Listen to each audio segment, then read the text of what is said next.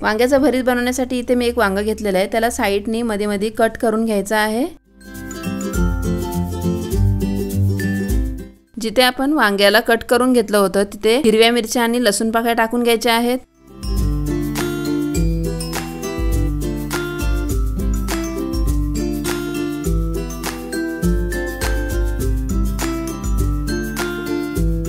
आता वांग्याला थोडंसं तेल लावून घ्यायचं आहे।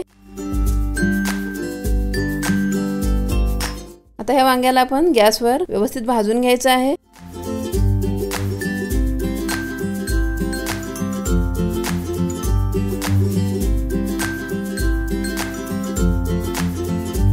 वांग्याला व्यवस्थित भाजून घेतलेलं आहे। आता याला एका प्लेट मध्ये काढून त्याच्यावरची सालं काढून घेऊया।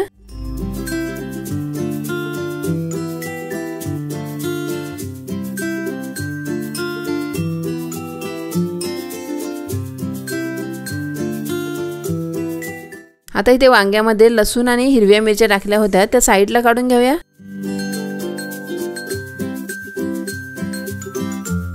तर इथे वांग्याचा देठ काढून टाकायचा आहे आणि वांग्याला चाकूने मॅश करून घेऊया।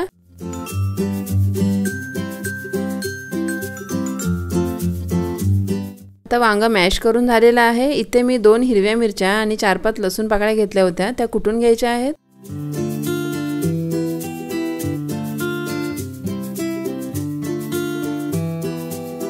आता इथे मी एक कढई घेतलेली, त्याच्यामध्ये 2 ते 3 चमचे तेल टाकून गरम करून घ्यायचं आहे।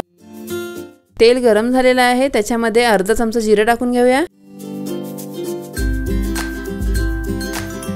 त्याच्यामध्ये एक बारीक कापलेला कांदा टाकायचा आहे। आता कांद्याला थोडंसं परतून घ्यायचं आहे।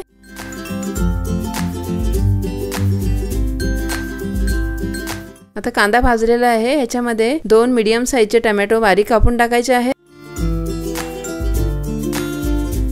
आता ह्याच्यामध्ये चवीनुसार मीठ टाकायचं आहे,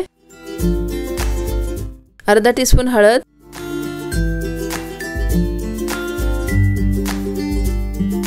एक चमचा लाल मसाला। आता ह्याला व्यवस्थित मिक्स करून घ्यायचं आहे।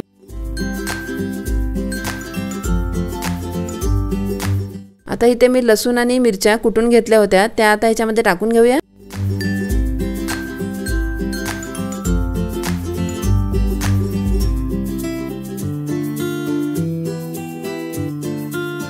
तर मसाला चांगला भाजलेला आहे, त्याच्यामध्ये मॅश करून ठेवलेलं वांग टाकून घेऊया।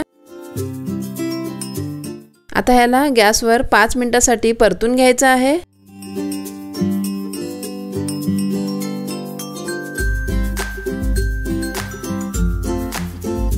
आता आपलं वांग्याचं भरीत तयार झालेलं आहे। आता याच्यावर कोथिंबीर टाकून सर्व करूया।